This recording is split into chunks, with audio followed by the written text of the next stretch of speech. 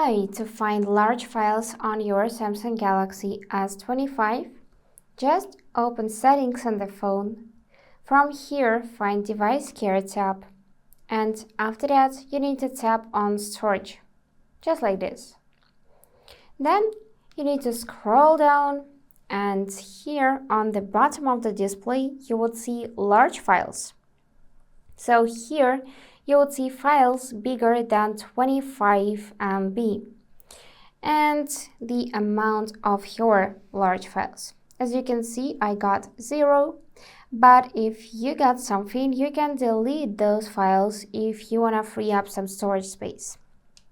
Also, we can tap here, tap on three dots, tap on large file size and change it.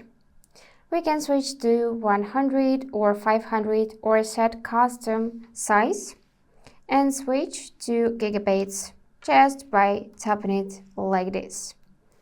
And now if you go back, you'll see here files bigger than 2 gigabytes. And that's it for today. If you found this video helpful, please subscribe, like and comment. And I wish you all the best. Bye bye.